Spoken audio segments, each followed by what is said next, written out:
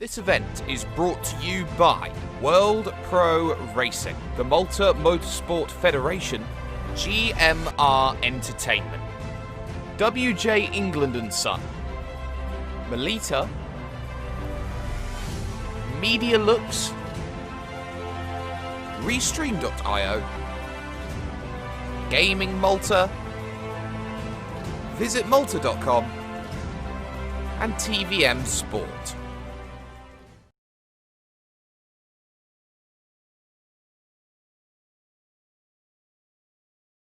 It is the most single underrated category ever. It's so good when you get racing like this, when you get a car like this, when you get so much action out of an open formula. Most people think about the formula category going through Formula 1 to Formula 2 to Formula 3, but they do forget one thing, and that is the super formula. So good they had to call it super, because it is. And that's where we find ourselves today, with some brilliant challenges. Once again, the third of four that we are having today, brought to you by World Pro Racing. We are at Spielberg for the Red Bull Ring and this brilliant challenge coming up upon the horizon. My name's Jake Sperry, that's Nicholas Hillebrand alongside me right now, and we are, of course, live on World Pro Racing's YouTube, Facebook Live, and on Twitch. We are live, of course, on ESTV. We are live on Motorsport.tv. And we are live on TVM Sport as well. But Nicholas, this is a high-speed track, all about acceleration and braking, and you've got a car with push-to-pass enabled within it. This is going to be an overtake central if we have a close front field. Well, most definitely. It's going to be quite an interesting race. These cars, of course, almost like the GT500 cars in Super GT, they have a 2-liter 4-cylinder engine turbocharged, which produces almost 600 horsepower, if you can believe the figures that Toyota and Honda put out. So with an overall weight of 660 kilograms, that's quite a lot of power to put down on the road. And as you said, push to pass as well. I think, especially with a track like Spielberg, where we already have a slipstream fest to be guaranteed, I think this is going to be a very interesting race today. Absolutely, and we're going to be finding out who is the master of a open formula category vehicle. We've seen over the first two events, it has been one driver and one driver only ahead. Everybody else. That has been Windy winning the challenge with the Nissan, and then the challenge with the Lamborghini. So it looks like we've got a completely different philosophy of what's happening this week, but it's worth talking about what's coming up on the horizon. No racing next week here for you, ladies and gentlemen, but the week after, we do have that availability for you. And of course, that comes along in the Beat Mount Panorama Challenge, which is going to be absolutely magnificent. And you are going to want to check that out across anywhere that you can. So if you have not already, please like, please share, please subscribe. Please mark in your diary 2 weeks from today, because you'll have that Mount Panorama Challenge very swiftly on the horizon. But from one horizon to another, from one hilly circuit to another, let's talk about this Red Bull Ring for a little bit here, Nicholas, because you look at a track like this, and on paper, it is stop-start. It is very much all about trying to get down the inside and making a move. But there are a lot of intricacies that come around this place, mainly that mid to late sector where you have to deal with high-speed cornering. Yes, and it's always going to be that fight, a lot of people go for low downforce here, but in that mid sector, you really need every bit of downforce that you can get. It's only 8 corners, so compared to most other tracks, for example, Spa that we had, and, well, like just basically any other track around, you have basically double the amount of corners, but these corners that we have here, they have it in it, because Ramos already, turn 2, very famous, that happened after the long way up the mountain, and after that it just all goes downhill from there. There's not just one line for that. You said it's with the typical down the inside move. It's of course a safe move to do, but at Ramos, just because of how the track goes there, with a little bit off camber, a little bit on the apex as it goes just a bit over the crest, you can make a very nice move around the outside there. And we've seen that so much in recent years of racing as well. And just generally, This circuit is just completely unique. It's still one of these very original racing circuits, even though having some of the gravel traps replaced with tarmac runoffs. But just like Spa-Francorchamps, this is still one of these absolute classics in racing worldwide. Absolutely. It has gone through a couple of iterations over the years. Formerly the Österreich ring, it was a lot more open, a lot more expansive, narrowed and shortened down for the A1 ring as it was back in the late 90s, early 2000s, before a little absence off the calendar, Red Bull coming in, creating it to be the Red Bull ring, and now we find ourselves with racing absolutely wonderful here. And in terms of the little bits of history that this track has made, you don't often get too many circuits where you have multiple overtaking opportunities back to back. Very rare that you can see 4 or 5 places to make a move out on circuit. This is one of the few places that manages to make that happen. More importantly than that, Nicholas, it's the first circuit that's ever held 2 Formula One events at the same track at the same season. So what you certainly get to see is that this track has a brilliant ability to host all kinds of racing action around here. But when it comes to Formula racing, it really does put an absolutely massive emphasis on everybody trying to get as much as they can out of this place, especially as we are just a handful of minutes away from stepping up and going over towards practice. Yes, definitely. As we know after already discussing with the corner mount, but just overall in general, this track is a bit shorter. So lap-wise, it's one of the longer races on the calendar in Formula One. And so a lap is actually quite close to 1 minute here. Not quite a minute, but still pretty fast. And the average speed, because of all these medium and high-speed corners that you have, I mean, pretty much after turn 3, you basically only slow down for around third, maybe fourth gear, and still stay on the throttle at such high cornering speeds. I think last year I went there for the ADAC GT Masters, and even in GT3 cars, they pull up to 3 or 4 Gs going through the Red Bull Mobile corner, like the last corner there, just because of the pure G forces, the pure speeds, and the drop off in the road that you get there. So it's just constant stress on the car, constant stress on the tires, and through all of that, it's still wide enough to race and overtake everywhere. So it's going to be very interesting. Absolutely, and it's going to be interesting in terms of how long this format is going to be here today. It's a 20-lap race that we have available to showcase for you right now. But before we get to that, it's 15 minutes of practice, it's 15 minutes of qualifying, and you've got a track which is so high speed and gives you so many opportunities to go out there and overtake. We don't really talk about the ramifications that will come along with qualifying around this place, Nicholas, because this is going to be a case of drivers making sure that they've got a little bit of clean air to work with, but there's that trade-off of having that slipstream and dash that toe when you're going down very long straights around this place. You really want to be getting that run because you could be easily saving first 2 sectors, 3/10, 4/10, half a second maybe in terms of time just by having draft earlier on. Yeah, definitely. And especially because of these long straights. Already, they have the front straight. You have then the straight from turn 1 to turn 2, and then from turn 2 to turn 3, which also goes downhill. So, as you say, you can easily save half a second or maybe even more there. But then this way through turn 4, 5, 6, you really need all of the downforce you can get there. And even in the high braking zones, down to turn 3, you're just really better off, not being in someone's dirty air there, because you need to put every bit of power that you have from the air pressing you down onto those tires so that they can grip properly under brakes, because these are just forces beyond human understanding.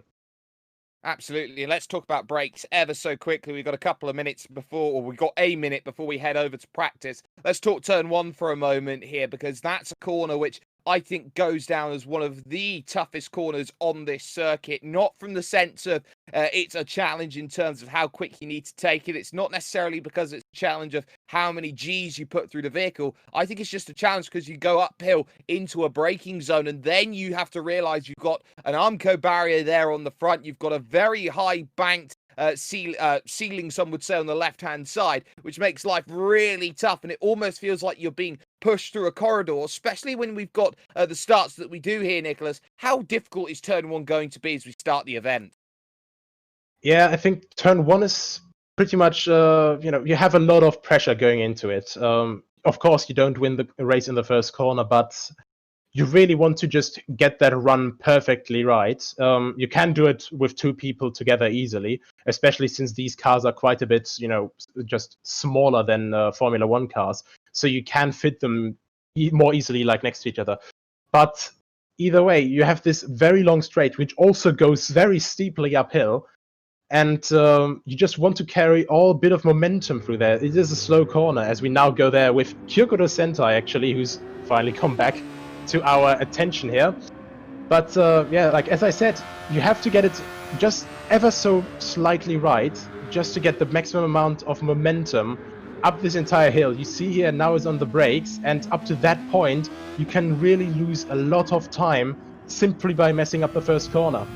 Absolutely you can, as drivers look to try and make sure they get themselves as ready as possible here as they jam on the brakes through this section, I think is the right way to say it, into that turn 4 corner, and now you start really ratcheting it up back through the right. Now you can see where all the G-force comes in, just a flick down into 4th gear. Still 160 k's here in these Super Formula vehicles and getting on through, and here's something very interesting that you're going to be finding as they all look to put the power down, and that is the button next to the fuel, or the bar that you can see right now next to the fuel as they go down on the power, looking to go through. That's a little bit of turbo, and that's a little bit of pitting that we're seeing right now. Look how aggressive you can be into that pit lane. It's very seldom that you see it here, Nicholas, that you've got a lot of time to work with going over to the pit. So we've got drivers up and down the order who want to try and get themselves up and high up in the standing, so to speak. Hondism, haven't seen any of Hondism so far over all of the events that we have seen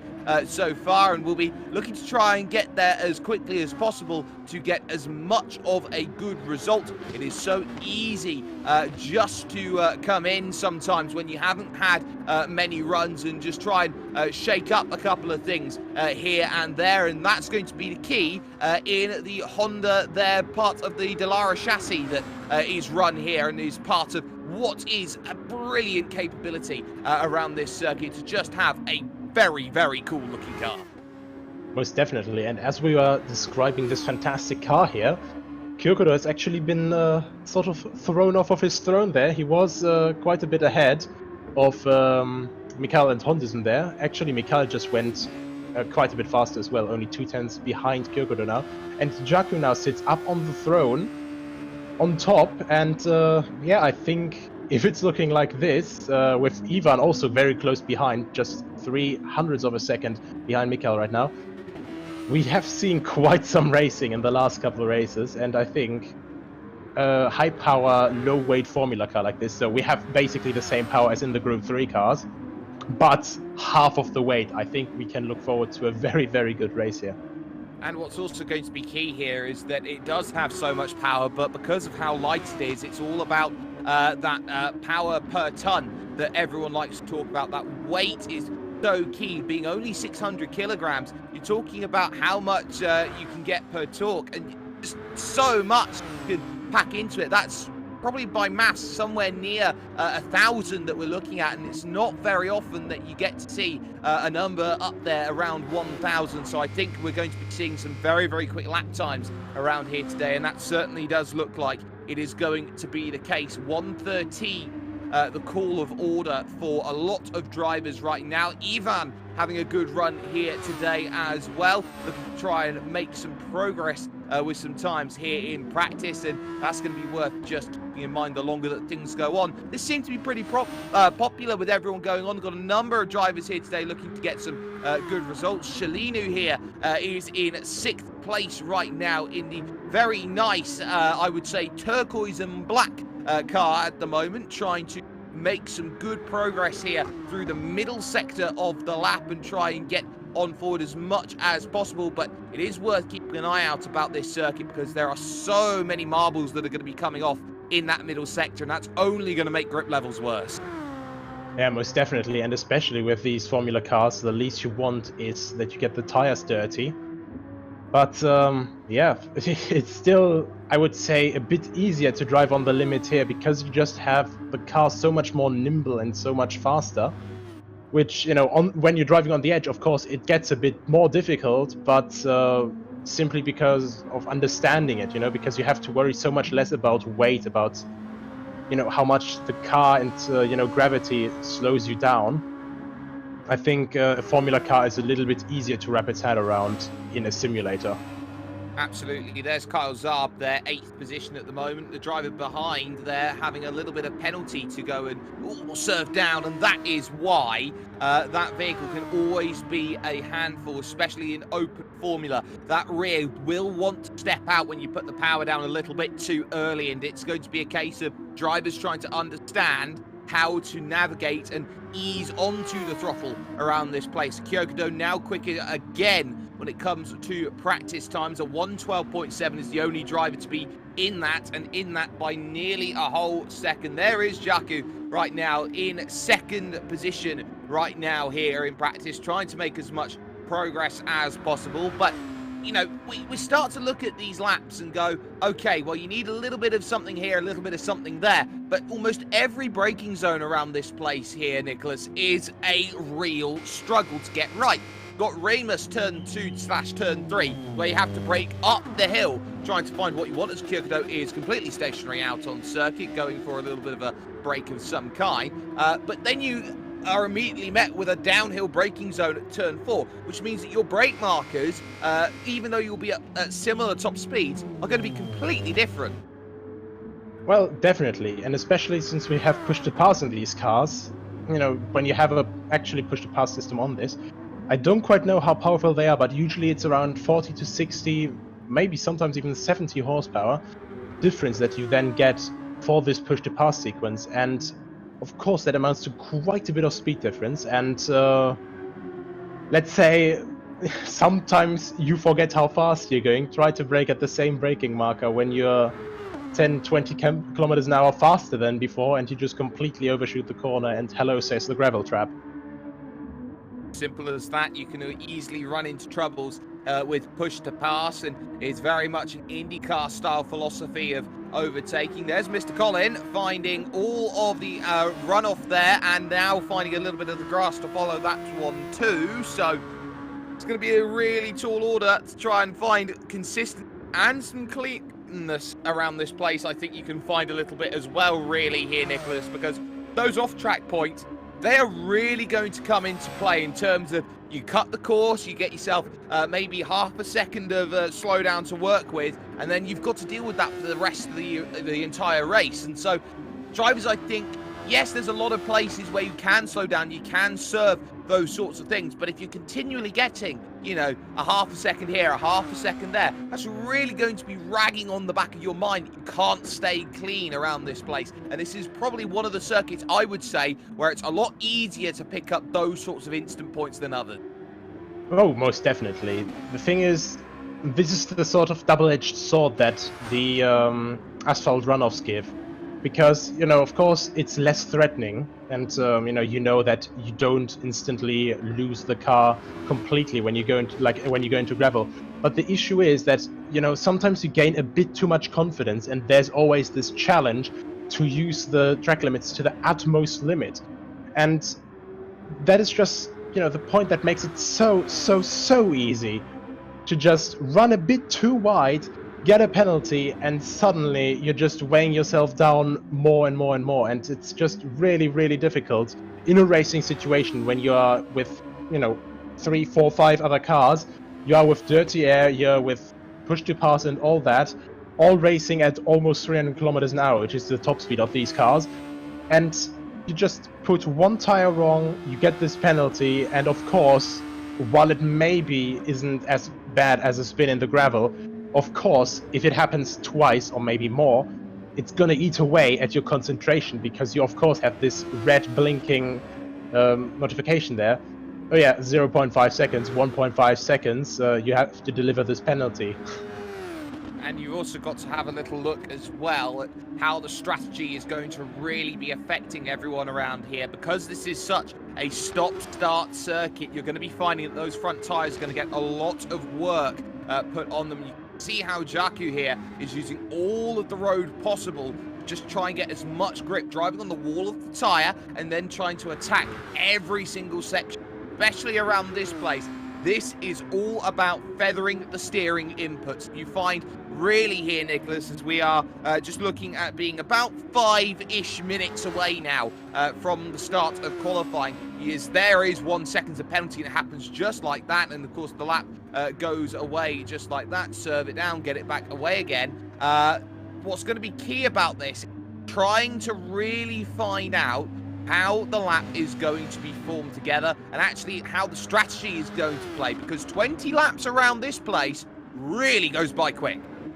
Yeah, definitely. And I mentioned earlier, it's in F1, it's only about 1 minute, and I think the record at the moment here is 1 minute 5 seconds by Carlos Sainz this year.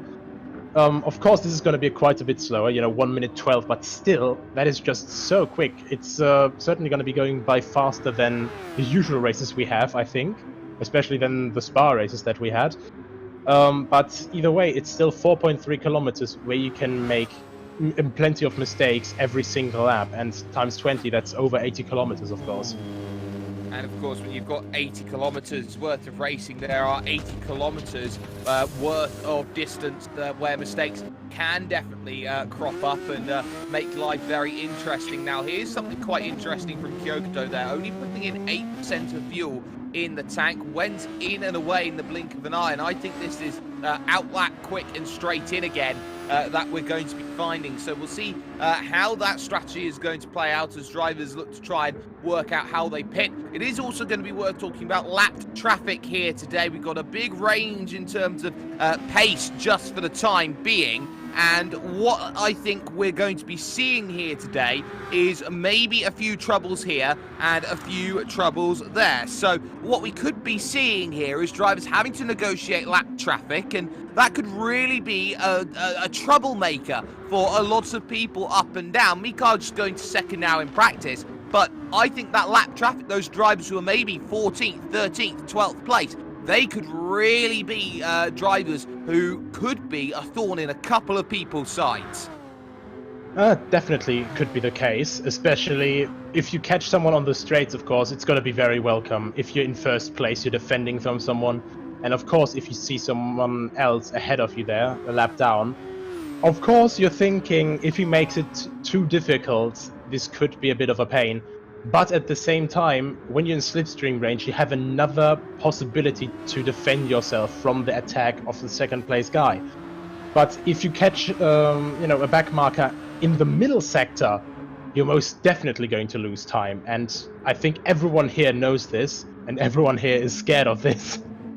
Exactly, and that's what we're going to be seeing here today. Drivers looking to just play calmly around this place and race very cleanly here. This is a tough place to go out there and really work on things, but they do have a good advantage here today, and that is that draft. And we've talked about it a little bit earlier on how crucial it is and how you can gain up to half a second on a qualifying lap. But there is also that great equalizer when it comes to racing and being in the right place to race. We see a whole host of drivers looking to drive down in. Kyle Zarb, Relax, Jaku all in there right now with a couple of minutes to go. How important is it going to be in the race when maybe you're not the quicker driver, but you are quicker in terms of a lap time because you're able to stay with someone in the draft? It's going to be very difficult, I think. It's simply, getting the lap time together is one thing, racing with that person and, getting it together over the entire race distance is going to be the other thing. Because a single lap time, of course, it's difficult to nail it all together in one lap, but at the same time, a single lap time, a single fast lap time is of course a lot easier to do than, doing maybe slightly slower lap times, but consistently lap after lap after lap. And I think the lap after lap after lap is going to be quite a bit more important here than the single lap time, simply because you have 20 laps of this circuit. And consistency will be key here, especially when you're thinking that the tire wear here, especially because of that middle sector, because of the high speed, is going to be quite important. Absolutely it is, and this is where we're really going to be seeing it here as drivers look to try and put their final practices in, their final braking markers that they look to try and use with toe, with the push to pass, with everything that's there and available to them. This could be absolutely fantastic to see in terms of racing action. We'll be moving over to qualifying in just one moment's time, but there is so much that can happen around this place, and one of the real big things that I think a lot of drivers are looking at with that qualifying is that in pretty much every scenario that we have seen so far when it has come to this sort of racing, Nicholas, we've seen driver on pole position just wanders off into the distance. Cannot really argue against the fact that the driver who has been the fastest in qualifying in all of these challenges, and of course the casual races we had earlier on at Spa-Francorchamps, they've all walked away and won the event. So is this, with a different style of vehicle, going to be the first time that we see it be completely different and the form book shaken up? I think since it's a completely different car, I think Slipstream is also quite a bit more effective here, of course, because the car just has so much more force pushing it down. And when you're in the Slipstream, you have so much less resistance on the car. I think there's a lot, especially for the straights, I think the others are going to have an easier time staying along with the leader. But after practice, the person who's at the moment fastest is Kyokudo, of course, and winner of the grand final, and winner of one of the fun races, the casual races. I think there's quite a big number up on top at the moment that the others will have to deal with. And if a similar situation as at Monza last week is going to happen at the start, Kyokudo could walk away with it. But let's cross our fingers that everyone has a clean start. Of course, it's going to be closer as well, because I think today we're having a standing start here as well, because of the Formula cars, of course. So, yeah, it's definitely going to be interesting here. It certainly will. Let's go on board then, hopefully, with Kyokudo for the first lap around here in terms of trying to put a nice banker down in on this one, going through the final corner, now making that push over towards turn number one. They can see the halo above. That's going to be slightly hampering view a little bit, but they'll all be fine. On the brakes, down to third gear, trying to put the power down on the exit. It's so easy just to run wide through that section, but now you start thinking about next place, next scenario, through the small kink left at 2, and now to Ramus here at turn number 3. So vital is this corner as you try and put the power down, minimize all of that traction coming along on the exit, and that's where we're going to be seeing how very, very entertaining this is going to be. Up to 6th gear at 280 kilometers an hour just before really ratcheting down to only 104 as they head to the second half of the sector. Yes, now coming into turn 4, Rauch, downhill, 4th gear, coming to the end of sector 2 now, and now through turn 5, Wirtkurve, now into turn 6, the easy right-hander there, just coming over the crest before the last 2 corners here, 5th gear, 260, up to 280 almost again in 5th gear, 210 kilometers an hour. There was Rindt and now Red Bull Mobile, and coming out of the last corner, what time is he going to set in? It looked very clean so far, and it's 1:14.3. Ooh, a lot of fuel then. That would be something to keep in mind. 15.9 from Mikhail Shalinu with a 15 flat and a 15.8 there coming in for Cladinho there. Jaku goes third on a 15.1, so that's a very interesting look. And look at someone like Rike, for example, 83% of the tank on board as he went out. So I think drivers here in this qualifying session, they will be getting those times dropping down more and more and more the longer that this session goes on, because I think that fuel burn is going to be so vital today, and that's why I think it's going to be maybe what we see in terms of the times and the strategy in qualifying, that staying out longer and getting as many laps as possible in the 15 minutes is going to be the strategy that wins you the one outright, because they say roughly with Formula 1 standards, oh, every kilogram's worth a tenth of a second. Well, clearly here, every kilogram's worth something to a similar value of that, because of the fact that drivers who were doing 112s in practice earlier on are now doing 114s. Yeah, but I think also it might just be a different strategy for this qualifying here. I think the car is just A little bit easier on the tires maybe while you're pushing on it. That's why a lot of people went with more fuel at the start of the quali. And we had already Rike just head into the pit at the very start of it, so maybe he had a spin or something. But overall, it seems that, you know, the guys can just keep pushing on the limit on these tires just a little bit longer than before on the Group 3 cars. While we have Jaku only 1200s behind Cellino, and right behind him, I think that is, yes, just over 800s to Ivan in 4th place. So the field at the front is quite close together if you remove Kyokudo at the moment from the occasion. And yeah, well, we have to see, you know, who improves how much.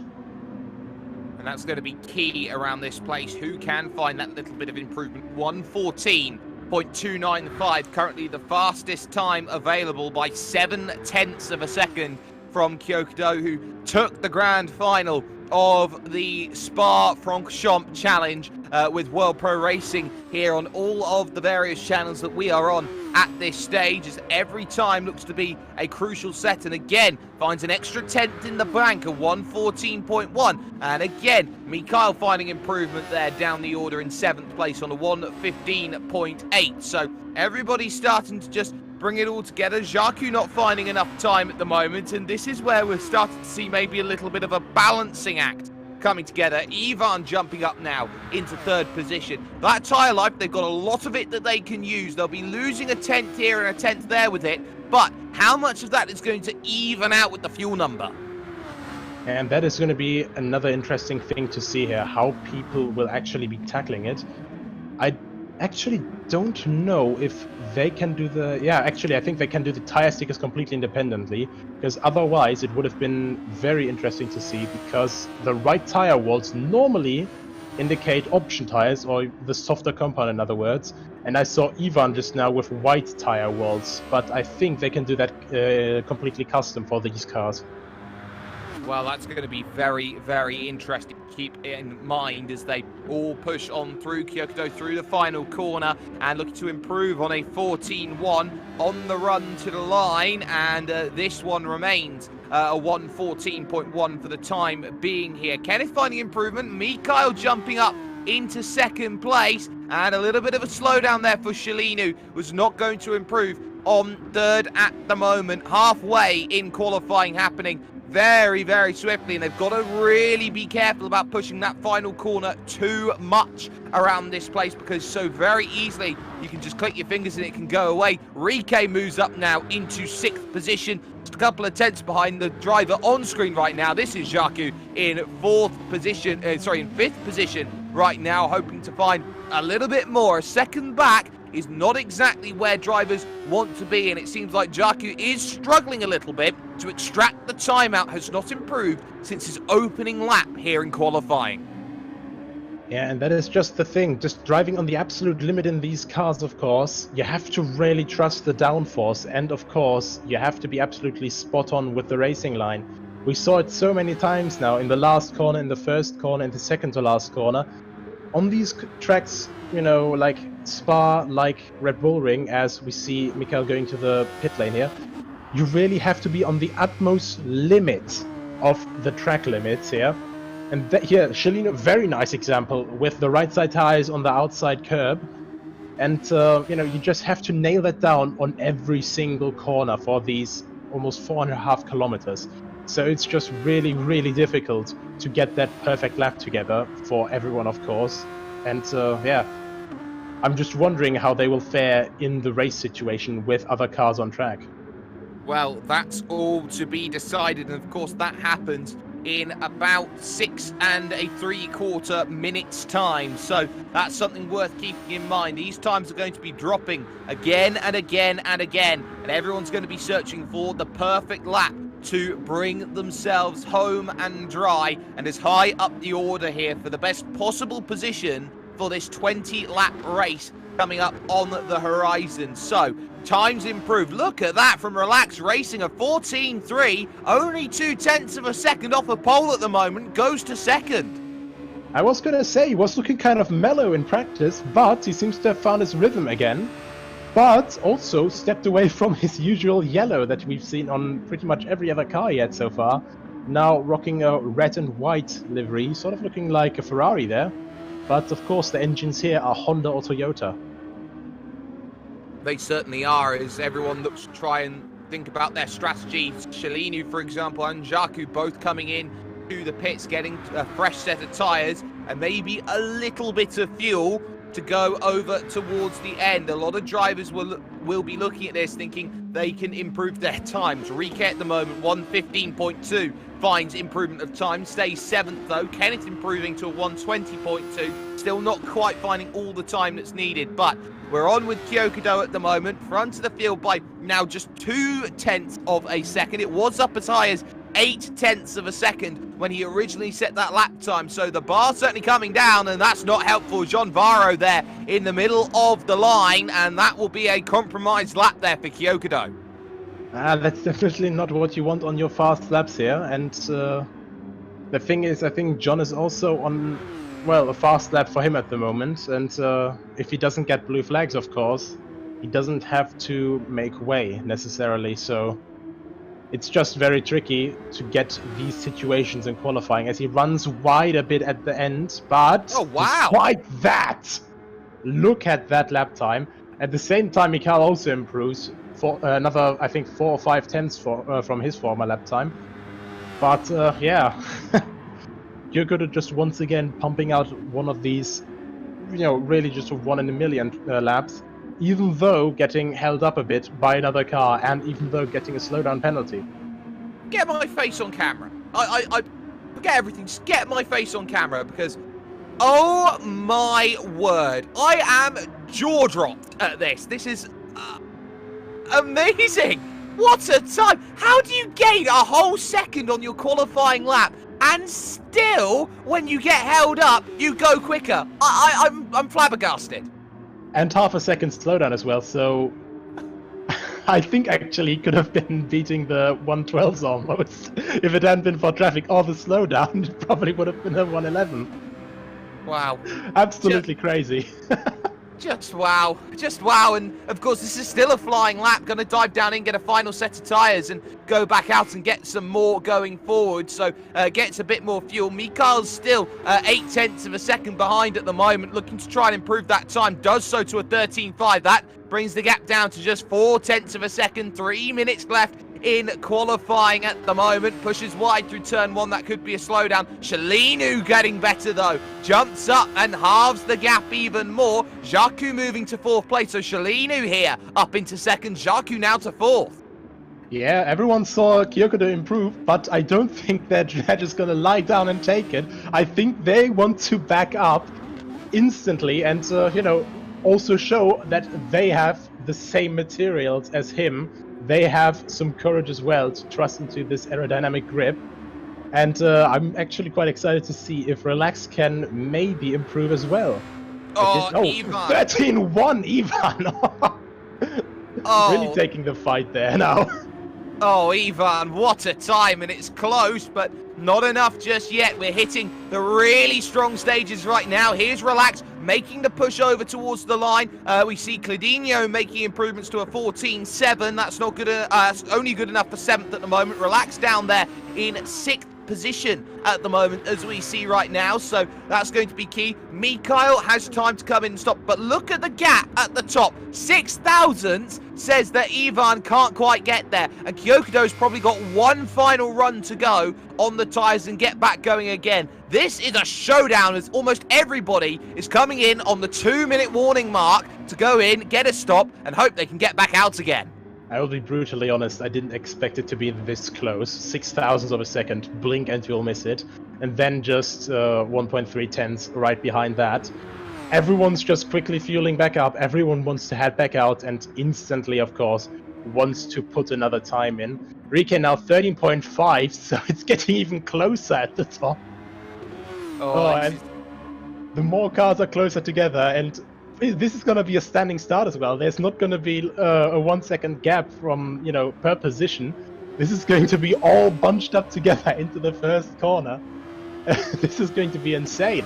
It certainly is, and now every time is vital. Everybody out there on track, especially out of the front 6 or so, 4 of whom are on an outlap right now. The other 2 are out there on old tyres and cannot find anything more. They will have to extract that pace, maybe more than anyone else. Kyokudo with the slimmest of margins. You can only have 5 slimmer margins when it comes to this sort of racing. 5,000s, 4,000s, 3,000s, 2,000s, and 1,000th of a second. The only margins that can be better than Kyokudo at the moment. Making the push through the final corner, and now gear it up. This is the final chance for Kyokudo to build a buffer. Shalini will be looking to try and improve, as will Mikhail, as will Jaku, who are 5th and 6th at the moment. Ivan out there on old tyres at the moment, heading through the final sector, and now we'll get one more opportunity as well to try and improve in the purple 46 machine, of course, and everyone knows that sort of styling for a 46, making the push over to the line. That lap doesn't do it, so one more chance, but the tyres will be looking a little bit more spent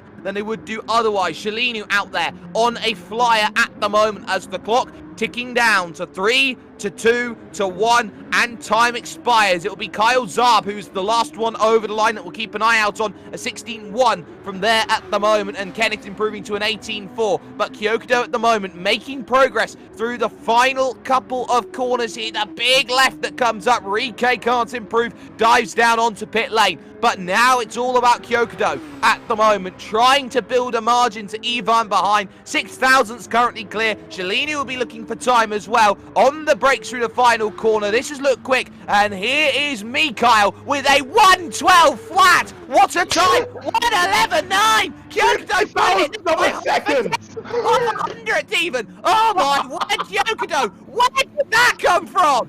I told you it was gonna be at 1:11, but absolutely crazy. Mikhail out of nowhere. What is this qualifying session? This is crazy. This is utterly crazy. Everyone who's been looking for time has found that time, and it's the top 2 who have put in 2 absolute pearlers, and it is 0.05 of a second. It was half a tenth. That was all it was, half a tenth of a second that gets them over the line, and it will be Kyokudo then, with everybody making a push into an automated system right now, who will be on pole position. Mikhail in second, Jaku in the late stages jumping up to 3rd, and Ivan, who was only 6,000ths back, is now 1.2 seconds back in 4th position. That tells you all you need to know. Qualifying ended, my word. What can you say to that? Honestly, like, the last seconds, point on point on point, and I was honestly not expecting Mikhail to just pull that out of his head there. Absolutely crazy. Half a tenth of a second. So close. And look at the rest of the grid. They're all pretty close together as well. And yeah, everyone's now on the standing start grid. I'm gonna leave the start commentary for you because I need to catch my breath for a second. Well, this is going to be key. A standing start, 20 laps worth of racing, and that very narrow turn 1, as here they go. And they push off forward with a nice one, immediately one into the wall. That's Mr. Collin, and no, that's not Mr. Collin, that's someone else in the background who's run into troubles. Kyokudo okay, but they're going to start funneling out wide, and that's going to make life a little bit difficult. Almost everyone getting through okay. A bit of bumper side-to-side contact from them, but Kyokudo got the clean start, the good start, and look at this, 3 wide almost there for second, but it is for 5th, 6th, 7th, 8th place there in the background. Mikhail serving penalty, but pushing slightly wide. That's Shalini, who's had an absolute shocker from 3rd position on the grid, down already into 9th. Yeah, it really didn't go to plan by his way, but it all went according to plan for Kyokudo. Despite the qualifying being so close, Mikhail just didn't get the line properly through turn 1, and this is really just the amount of time that you can lose through turn 1. 1 second already, and meanwhile the rest of the field is all close together. Hondism now with his move against Karl Saab, moving up to 7th place. And just look at this entire train here moving through the start of Sector 3, through Word Curve and turn 6, just so close together, and yeah, let's look forward to another 20 laps of this. Exactly, there we just saw in the background Ilwindi getting through on the Damon Hill-inspired Williams looking painted car there getting on through. Relax those side by side with Rike in the battle for 5th place. This one up the hill into turn 1, always going to be tough, but again trying to run the outside line. Oh, that's fantastic from Relax. It's not often you hold it around the outside at turn 1, but this is going to make things a little difficult. Move to the inside, try and work it out. Which way you got to go? Hondism, bang! Bang, bang, bang! And off goes both Hondism there, and also, I do believe there, Rike as well. It was always going to end up in a bit of disaster as we catch it on the replay. That's a case of too many drivers changing the lanes. That's why you only make one movement. Yeah, I think that was a bit too late from... I don't know, it was tricky. I think that Rike was already alongside there, and I just think maybe Relax didn't quite see him there. And of course, from behind, we also had the third car, just trying to get alongside there, and chaos. It's just too many things happening at once, just very unfortunate for Rike there. Yeah, Hondism had the run going through, and it was just that overlap which caused all of the dramas. So now Rike remaining in 6th place for the time being, but now having to hold off the likes of Kyle Zarb and co here at the moment, trying to go on through the corners, and in fact will dive down into the pits with maybe a little bit of issues there. So Kyle Zarb currently now promoted up into 6th place. Cladinho will want to try and find a way through, looking over to the inside, try and get that done, and nope, that one is not going to happen at all. And Cladinho, in fact, making the mistake and is now going to have to try and find a way back onto circuit cleanly again. Rike out of the pits now in 8th place. Front of the field, Kyoto with the lead, Mikhail in 2nd, Jarku in 3rd. The gap 1.8 seconds at the moment for Kyoto, exactly what is wanted here. Windy under pressure though, Rike fresh out of the pits, wanting to make some progress. Yeah, it's definitely not the kind of start that you want to your race, but he's looking down the back end of this very iconic Williams liveried car from Windy.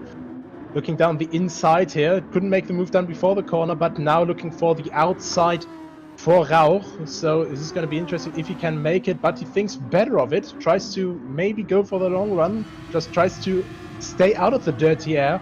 And we just got confirmation that the incident between Rike Relax and Hondism will be checked after the race. So he'll have to wait a little bit if he thinks that he has some justice to get after this race. Credit to Rike though on that move. That was wonderfully done. Up and under. Mr. Collin pushes wide. Chelinu down the inside. Bit of contact between them, and that's going to allow Hondism the chance to go through. So Mr. Collin dropping back a few positions at this stage as everyone looks to try and find their own little race at the moment here and make sure they keep on pushing forward. Hondism hard over the anti-cut curb there on the outside. Always very difficult. Cladinho trying to get through on Mr. Collin now for 11th place. And, well, Mr. Collin seeing the world go by and going to defend on the inside. Ooh, door was slightly left open there. Collin was late to close. Holds the place for the time being, but runs wide through the exit. And Cladinho struggling to put the power down as the rears light up. Still manages to get the place. Almost a very similar incident to what we saw a few laps ago with Rike, and I'm pretty sure that with another Ferrari-themed delivery, Rike just had a bit of a sixth sense tingle there. Just basically a moment of here we go again. But luckily not. Both kept it out of the wall, and now that is Windy, very wild though. Chelino has to avoid, and that way Hondism goes by, and Hondism now down the inside. Windy holds against it, but messes up the line a little bit, and now both are through. Hondism now goes a bit wide. I think that was a bit of contact there with Chelino.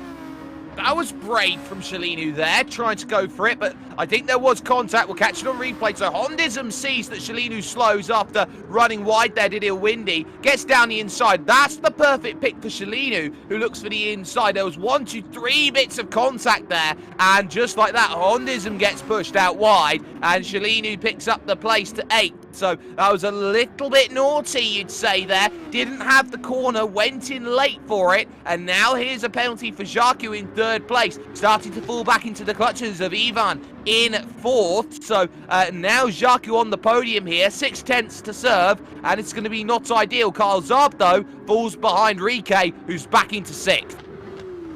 And Rike is slowly making his way back up after that collision. I think next person up ahead is the man he was in the collision with, so I think he'll be quite eager to get back onto the tail of Relax there. Windy's now falling back a little bit more with Clyde into... Oh, Cledinho just right on his tail, but yeah, Windy gets saved by the gravel there, and Cledinho has to stick it back a little bit. Otherwise, that would have been a very nasty spin. The gravel giveth and the gravel taketh away, it seems, around this place. So up to Ramus goes Jaku, and look at that on the brakes. That's very cheeky. They're just braking early, finding a good marker, setting some consistent lap times to make sure he's got a good marker, and then taking all of that time off. It has brought the gap down to half a second, though, but the key here is that Ivan not quite close enough down the hill into the next right-hander to really capitalise and make that place. Ivan is forced to stay and wait and watch from this scenario, and this middle sector is a nightmare to follow through. You can see right now, just trying to hold the steering wheel in as much as possible, pushes ever so slightly wider, and there are the two contrasting lines heading through that next left that comes up straight after. Yeah, I think just through Wirt there, that was really helpful that Jaku was on a bit of a wider line. As we now go back to Hondism and Shelinu, I think Shelinu also just wants to really get past Hondism. He had a very good starting position, and as you said earlier, he lost it all, so a very bad start from him. I'm pretty sure he's basically as desperate to make up for his start as, well, Ivan is to make up for last week, where he had a very, very good start. A bit too good, one may say, because he was sort of the cause of the incident, which then, yeah, gave an easy win to Windy. Here's another chance. Jacques had another half a second to go and slow down, and Ivan here is tucked up underneath here. 0.3 of a second the gap right now. This may have to be a lunge down the hill, which makes life tough, but so good is the braking through that section. You've got to be alongside to have that chance, and again, Ivan is forcing the mistakes out of Jacques here in this one. They're now 7 seconds behind second place on the road, so Ivan here may be feeling, I'm getting slightly held up, but he's doing all the right things here. Just get in behind and get as close as possible to start trying to force mistakes. That's a great run coming out there of the middle sector, and maybe has to go to the outside. Wasn't quite in position to make the move. Line it up for the final corner, and not quite there just yet. But again, they're both pushing wide this time. They both may have penalties to deal with. Half a second for one, 2 seconds for the other. And just like that, by pushing way too hard into the final corner, Jacques is the one who will have to lose out and serve the most. Yeah, really unlucky for him here, but he's right on the tail again. Now side by side, looking up the hill, but can he make it actually stick? Yeah, the kink is in his favor. Both on the brakes and both delivering that penalty. Luckily, both of them are ghosted, so they can actually do this crossover without any issue whatsoever. But that's not going to be very nice for Ivan, because he's right back where he started last lap, but this time able to look down the inside.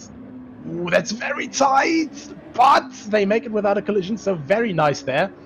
And there's still some penalty left to be served, but they're not paying attention to it whatsoever. Look at them, they're just merely a couple centimeters apart from each other, but still just so close to each other. Oh, this is toe-to-toe action as they go through. Slightly wide line from Jacques again, and Ivan gets another good run going through this section, hoping for a run. We're on lap 8 of 20 here with these drivers. They're about to start lap 9, and again, not quite there, but having to put the pressure on through every single corner. That penalty somehow still at 0.6 of a second here for Jacques, who's done a brilliant job of holding on to this one. You can see the time, a 16.8 that last time by. That's how hard they were fighting against each other through that section, and Ivan struggling through turn 1. This is going to give the gap that's very much needed here for Jacques to serve the 0.6 that he very much needs to. Here at the next braking section, you can see on the brakes, serving, gets there. Ivan having to brake a little earlier, change his line, and again, not quite there, able to capitalise. So just like that, click your fingers once it goes well. Now 7th, 8th and 9th, this is key for Kyle Zarb, because there's Shelinu, there is Hondism. Shelinu's going to move over to the inside to make this happen. Hondism's going to start waiting on the outside here. Oh, no room at the in to go through. Hondism looking for the inside. Kyle Zarb somehow serves almost all of the penalties. He's got 0.0 to serve left, but at the time being, may want to try and get back at Shelinu if possible, who is just doing enough on the brakes. Penalty almost served still, but Hondism now getting held up.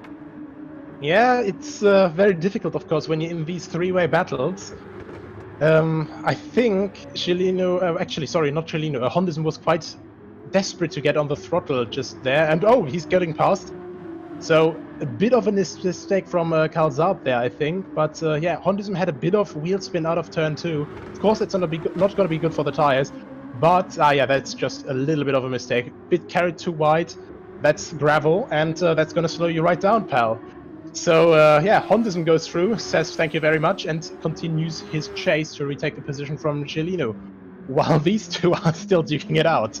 Absolutely, it's one. Oh, there we go. That's your curse there, Mr. Hillerbrand, as Ivan finds the wall. Coming out of Ramus corner, getting on the power is so difficult. Up the hill, the wheels want to spin. Round he goes and hard into the right-hand side. Ivan is back up and going again in 5th place behind Relax Racing, but it happens so quickly around here that the back just wants to snap.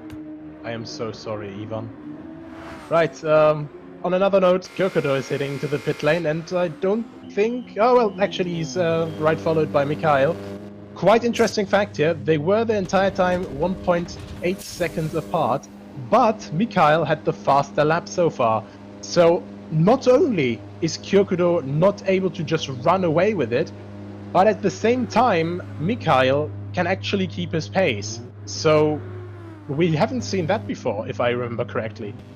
Well, that's certainly the case, and now this is something really interesting on how much each driver filled up. So it was 19% of the tank remaining coming in, as Ivan, staying out there, remains in 4th position with a couple of things to serve. So Kyokodo came in with 19% of the tank, came out with 85% of the tank. Mikhail came in with 14% of the tank, came out with 89% of the tank. So that tells me something. Mikhail uses more fuel and put more in. Yeah, most definitely. It seems to be that way. But if it helps him get that bit of an edge out, I don't think that it's going to be harmful to him whatsoever. Maybe it's also a sign of a bit of push-to-pass usage. Maybe Kyokodo used a bit of that in the starting phases, because that's where he really put a lot of time between him and the following pack. And ever since then, Mikhail has been able to keep pace with him. So maybe Kyokodo used some of his push-to-pass before, now trying to save the rest of it for the rest of the race, and Mikhail just maybe hasn't used anything whatsoever, or at least a smaller amount. Well, here's something really interesting. This is Jarku at the front of the field on old tyres as well. Worth keeping in mind as Ivan dives in, going on to lap 12. So this would be a 2-lap undercut on all of the rivals that Jarku's looking to try and get, but has already lost almost 2 seconds in the last half a lap. There is Ivan in the pits with Hondism as well, who's going to get in and try and serve as much as possible with the fuel and the tyres and get back out and away again. Softs the order of the day. But it's the front of the field where you really have to pay attention, because if Kyokodo starts getting held up by Jarku ever so slightly, life could become a little bit tougher. Look at the gap. It's half a second at this stage, and Jarku's really struggling to put that power down. Kyokodo's going to get a really good run here into the next left-hander, and just like that, that is the difference between tyres, and Jarku had nothing. Yeah, absolutely nothing to do there. But Kyokodo at the same time really avoided a tough spot there. Of course, he has to stay clear of Mikhail for the rest of the race, and if he had to spend the rest of these corners there, I think that would easily be a second loss there, because Jarku's old tires would really have slowed him down. That's why he's heading to the pits now. And wow, that is right on the spot with only 4% of the fuel tank remaining. Exactly, and that was the key, trying to run the tank dry and then getting a second lot in. Mikhail is now 3.5 seconds behind Kyokodo at the front of the field, and that's crucial. Lost 2 seconds in the stop. So now here's Ivan making progress for the final corner in the race against Jarku, pushing a little wide as well is not going to help. So now this is going to be half a second of penalty looking to serve, and we'll see how close it's going to be when they come out. Jarku is clear by a good 6 seconds then out on track, so work to be done for Ivan to get anywhere near on all the tyres. There's Relax in 5th place, having a quiet run. There's Carl Saab in 9th place, having a fight with Cladinho over the final 2 spots in the top 10. And that's a whole second for Kyle Zarb needing to slow down. And look at this, Gladinho with a chance to the inside, half a second of his own, looking like he's going to have to need to serve. And that is a crossing at the beams into turn 1. Oh, that's a wonderful little bit of an exchange. And no matter where you look into the field, these cars really do seem to promote very, very close racing. But yeah, we see here the 1 second penalty, and then, yeah, Gladinho just seems to go, anything you can do, I can do better. I only got half a second. Crosses over, and Kyle, of course, thinking better of it, crosses to the inside and makes the move back. It's very lucky, actually, keeping that one ahead. Got almost Tony Hawk there on the outside curb, and that wouldn't have been ideal. So Kyle Zarb now remains in 9th as Gladinho is in 10th. There is Kyokudo and starting to break away. 4.3 seconds, and this is the point where Kyokudo, time and time again, is just absolutely fantastic. At the front, nobody behind. Head down and just focus. That's where it all works out. Mikhail has had penalty to serve in the velocity machine. Fully serves it there going down through the right of turn number 4. So ultimately, it's a case now of work to be done. There is Jaku in 3rd place, a full 17 seconds back. Most of that due to the fight with Ivan. But crucially, that gap's come down to 5.4 seconds. So Ivan is trying to do everything possible in the last 7 laps to really close that gap down, as well as this 9th and 10th place battle, which has changed back again. Gladinho is through on Kyle Zarb. Yeah, and it just keeps to be, it seems to be just that constant switching between the two. Unless, of course, Kyle is a bit too far out of the slipstream now, but nevertheless, a little bit of fun battling down the middle of the field. I think also, when we're looking here perfectly timed, I was going to refer to that now, Ivan there, he's not only catching Jaku, but he's also closely being tailed by Relax, who is, of course, you know, quite desperate to keep up with him, but through these high-speed corners, it's quite difficult to stay so close behind him. Good director, yes indeed, just missed it. Absolutely psychic abilities to what one of the commentators wants to say. And just as I say, little mistake from Relax, Ivan makes an even bigger mistake, and there we go, that is the penalty that comes according to that cut. Oh, Relax had a mistake. Back 4 seconds now, all of a sudden with that. So had his own little worry through turn 1. I wonder if we can catch a replay of it, because they were 1 second heading into turn 1. And there's the mistake, pushing wide as well, went Relax Racing. So just like that, all of that time that was going to be closed up by drivers running wide. This is what happens when you follow a driver very, very closely here, Nicholas. You very easily can follow the brake marker of the car in front, and it's almost a case of like lemmings off the cliff. You find out that, oh, I'm off the track as well. Yeah, and I think you hear that sometimes from race engineers saying that to their drivers, you know, just follow him closely, copy what he does. He's going fast, try to copy him. Oh, not like that though. And and it's just sometimes when you're a bit too focused on what your engineer says, for example. But yeah, either way, I think Ivan is not going to be happy with that 4th place, making a couple of mistakes there because he's trying to push so hard to get back up to the rear of Jaku. But of course, that lost him quite a bit of time now, as he's slowly gaining a little bit back, but it's going to be close at this rate.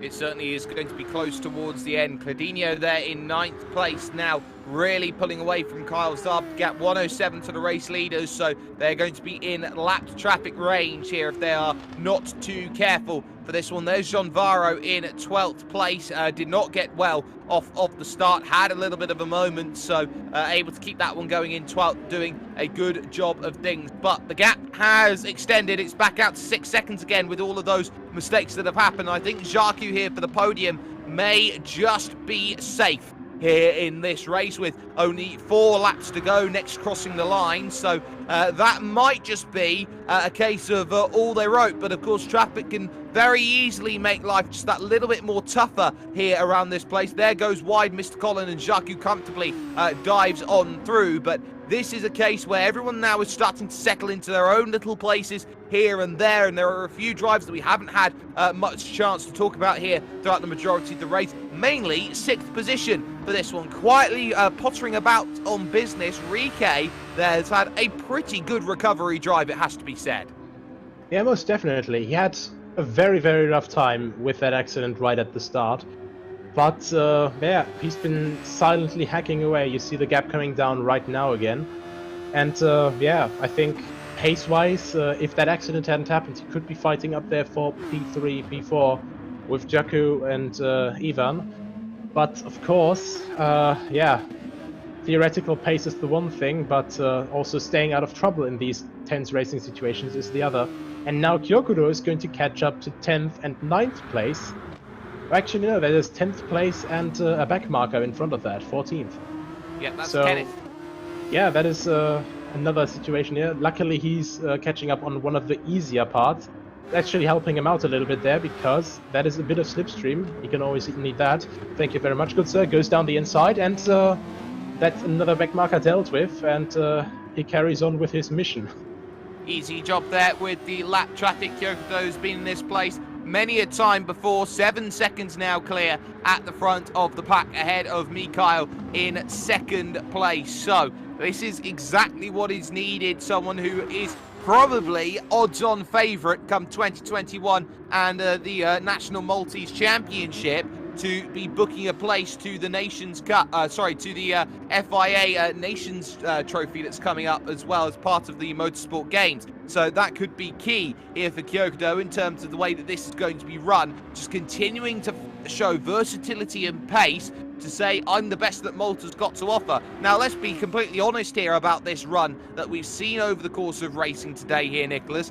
This hasn't been easy for Kyokudo. Had to do so in the second stage of this race to try and win this one outright. So now you start saying, well, Kyokudo has some strengths, but also I think he's not completely invincible. I think there are elements of his game and certain styles of cars that could close him down. Well, it definitely seems that in the Formula cars, it's easier to approach him. In the Group 3 cars, he seemed to be a bit more untouchable in his Audi. And now in these Formula cars, we've actually been able to see, well, Mikhail, the best example today, only half a tenth behind him in qualifying. I think that was the closest that we had in the last weeks, just generally close to pole position. And yeah, it's just really, really impressive. But just taking away from single drivers as well, you know, these are casual races. They are open to everyone to just sign up and race at. And, you know, like overall, it's just very, very nice to see such clean track behavior and, you know, so much respect on the track just going on. And, you know, strictly speaking, since this is, by that definition, an open lobby, I don't think that we see that very often. Last lap then starts for Kyokudo at the front. There is Mikhail in second, having a bit of a helter-skelter moment there as he tries to get past the 2 bits of lap traffic there. Kyle Zarb will have to be very cautious there on the inside. Oh, that's not going to be very useful for Mikhail, pushing out wider and having to deal with a little bit more issues here and there. Kyle Zarb did not make that easy there for Mikhail going forward, but there's nothing left for Mikhail to really fight with here in this race, hitting the brakes, going through the right and pushing a little bit wide on exit as well. Never quite going to be ideal. This has been a race which has been pretty much won by strategy, won by playing cautious at the start, but really going aggressive in the second half of the race. And it's been when the chips were down, okay, still got a gap to cars behind. It was that moment to kick on. And in the second half of this race, it has been proven once again that one driver stands head and shoulders above the rest of the field. With all of the battling that's been going on that last lap, that gap is knocking on the door of 10 seconds heading towards the final corner. Kyokudo is impervious again and wins the Formula Challenge here at Spielberg. Once again, very, very good drive from him. But it's not just his outright pace overall. It's really, I think, what sets him apart in these long-run races. I think it's, you know, his overall situational awareness. Because whenever he had Mikhail behind him, I think he made sure to put him right where he wanted it. And this control over his opponents in a race, this is just absolutely incredible. And, well, it's definitely, you know, an advantage that you want to have when you're fighting people who are so close to your pace. And that's the key, as well as the final few drivers look to push over the line. They're pushing a little bit too hard at the end. and so they're picking up a second or 2 seconds worth of unservable penalty, which will be retrospectively added post-race to this one. There is your race winner, Kyokudo. Absolutely blistering in terms of the way that race was run. 14.5, his fastest lap over the course of the racing action, but absolutely everything was worth it there heading over towards the end. Kyokudo is your winner and absolutely deserved it. Led a brilliant run, led 19 of 20 laps, and had fastest lap as well to go alongside that. So absolutely massive was the way that race was run. But there is so much more that will hopefully be coming up. And of course, it's not this week, Nicholas. It's next week that we'll be talking about. Sorry, not next week, but the week after that, when we talk about what is exactly on screen. The Beat Mount Panorama Challenge. And well, I like to say it's one of the greatest street circuits in the world. It's the only street circuit that can truly feel and say it feels like it's an actual racetrack. Yeah, most definitely. Pretty much Australia's Nordschleife, as I like to call it, because, well, when you drive Bathurst, it is basically putting the entire elevation change of the Nordschleife on pretty much 3 kilometers, which is just about as insane as it sounds. And yeah, I think with these Group 3 cars, we are going to have a quite entertaining race there in 2 weeks. And yeah, I think after this race here, for such a long time, that we had in these 20 laps, that we had close battling through so many people down the grid, I think we deserve this 1 week break to just catch our breath, to go back, to go back to racing in 2 weeks at that insane track. And of course, the only places you can find that is with World Pro Racing. And you can find all of their socials on YouTube, Facebook Live, and Twitch. If you've been watching on there, make sure you like, share, and subscribe if you haven't already. For those of you watching on TVM Sport, those of you who have been watching on motorsport.tv, and those of you who have also been watching fantastically on ESTV, we thank you very much for joining us. Of course, there's a few thanks from us, of course, who get it done for all of the events. Of course, the stewards will have a few things to talk about afterwards here with the likes of George Muscat, who is the chief steward, and of course the race director, Adrian Fagayo. They are FIA accredited stewards and part of the Malta Motorsport Federation. Justin and Nathan Mifsud have been on the cameras for this one, directing things absolutely magnificently as always. And of course, Nicholas Hillebrand over there on my left-hand side. Myself, Jake Sperry, and well, Kyokudo has done it again. A big, big victory, and one where he had to just walk away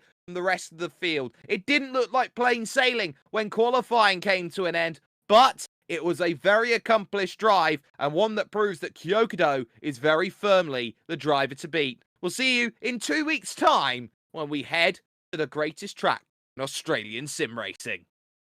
This event is brought to you by World Pro Racing, the Malta Motorsport Federation, GMR Entertainment, WJ England & Son, Melita, Media Looks,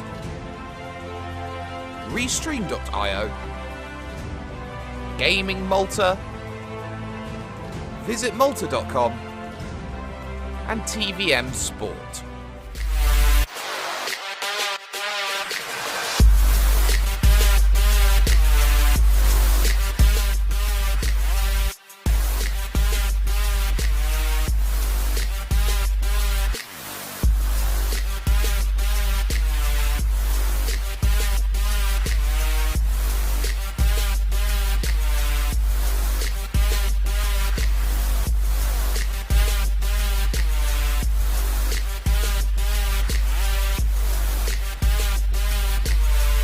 World Pro Racing, where sim racing becomes real.